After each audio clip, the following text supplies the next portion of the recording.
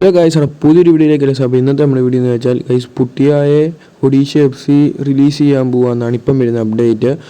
പുട്ടിയ ഒരു super midfielder തന്നെയാണ്, ഒരു ഇന്ത്യൻ താരമാണ്, മുൻ കേരള ബ്ലാസ്റ്റേഴ്സ് താരം കൂടാണ്. ഈ സീസണിൽ കളിച്ചതെന്ന് വെച്ചാൽ ഒഡീഷ FCയിലായിരുന്നു. 80Kയിലും കളിച്ചിട്ടുള്ള ഒരു പ്ലെയറാണ്. ഇപ്പം ഒഡീഷ എന്ന് വരുന്നൊരു അപ്ഡേറ്റാണ് ഞാൻ നിങ്ങളോട് പറയുന്നത്. പുട്ടിയയെ റിലീസ് ചെയ്യാൻ പോകാമെന്നാണ് ഇപ്പം വരുന്നൊരു അപ്ഡേറ്റ്. ഒരു സൂപ്പർ മിഡ്ഫീൽഡർ തന്നെയാണ്. നമ്മൾ ഫൈനലിൽ കയറിയ ഒരു സീസണിലെ നമ്മുടെ സൂപ്പർ മിഡ്ഫീൽഡർ ആയിരുന്നു പുട്ടിയയും ജിക്സൺ സിങ്ങും. ഗൈസ്, ഈ സീസണിൽ നമ്മുടെ മിഡ്ഫീൽഡ് ഭയങ്കര ബാലൻസ് ഒന്നും അല്ലായിരുന്നു. അപ്പോൾ ഇനിയും പുട്ടിയെ കൊണ്ടുവരുമോയെന്നും അറിയത്തില്ല. എന്തായാലും ഒരു മുൻ കേരള ബ്ലാസ്റ്റേഴ്സ് താരം കൂടാണ്.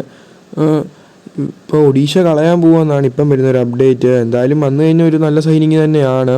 ഗൈസ്, പുട്ടിയെക്കുറിച്ചുള്ള റൂമറൊന്നും ഇതുവരെ വന്നിട്ടില്ല. കേരള ബ്ലാസ്റ്റേഴ്സ് ഓഫറൊന്നും കൊടുത്തിട്ടില്ല, അതിനെക്കുറിച്ച് റൂമറൊന്നും വന്നിട്ടില്ല. പക്ഷേ ഒഡീഷ കളയാൻ പോകാമെന്നാണ്, ടീമിൽ നിന്ന് ഒഴിവാക്കാൻ പോകാമെന്നാണ് ഇപ്പം വരുന്നൊരു അപ്ഡേറ്റ്. ഗൈസ്, കേരള ബ്ലാസ്റ്റേഴ്സ് ഇപ്പം ഈ ഒരു ഇന്ത്യൻ മിഡ്ഫീൽഡറിനെ നോക്കുന്നുണ്ട്. പക്ഷേ അത് പുട്ടിയല്ല, ദീപക് ടാങ്കരിയാണ്. ദീപക് ടാങ്കരി ഒരു ഇന്ത്യൻ പ്ലെയറാണ്. നമ്മൾ അതിനെക്കുറിച്ചുള്ള വീഡിയോ ഒക്കെ ഇട്ടിട്ടുണ്ടായിരുന്നു.